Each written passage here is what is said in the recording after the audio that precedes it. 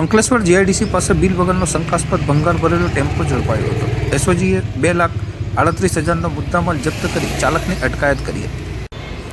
Bharuch SOG પોલીસની team Ankleshwar GIDC police station વિસ્તારમાં પેટ્રોલિંગમાં હતી. તે દરમિયાન મળેલ ચોક્કસ બાતમીના આધારે નવજીવન હોટલ પાસે વોચ ગોઠવી શંકાસ્પદ લોખંડના ભંગાર સાથે એક અશોક લેલન ટેમ્પો ઝડપી પાડવામાં આવ્યો હતો. પોલીસ કોન્સ્ટેબલ દર્શનભાઈ ચુનીલાલભાઈને મળેલ બાતમી મુજબ એક અશોક લેલન ટેમ્પો કે જેનો નંબર GJ16AY0677માં બિલ વગર બિલ્ટીનો ભંગાર ભરીને ભરૂચથી પાનોલી તરફ લઈ જવામાં આવી રહ્યો હતો. પોલીસે પંચોની હાજરીમાં આ ટેમ્પોને અટકાવી તપાસ કરતા તેમાંથી 1,295 કિલોગ્રામ લોખંડનો ભંગાર મળી આવ્યો હતો. ટેમ્પો ચાલક કમાલ મોહમ્મદ ઇબ્રાહિમ શાહ રહેવાસી અંકલેશ્વર પાસે ભંગારના બિલ કે આધાર પુરાવા માંગતા તે રજૂ કરી શક્યો ન હતો. પ્રાથમિક પૂછપરછમાં ચાલકે જણાવ્યું હતું કે આ ભંગાર તેણે નોબલ માર્કેટમાં સ્ટેટસ ધરાવતા મનિયાર અબ્દુલ રહીમના કહેવાથી ગુલામ એન્ટરપ્રાઇઝ ખાતેથી ભર્યો હતો. લોખંડનો આ જથ્થો ચોરી કે છળકપટ્ટી મેળવ્યો હોવાની શંકા જતાં પોલીસે અંદાજે 38,850 રૂપિયાની કિંમતનો ભંગાર અને 2 લાખ રૂપિયાની કિંમતનો ટેમ્પો મળી કુલ 2,38,850નો મુદ્દામાલ BNSS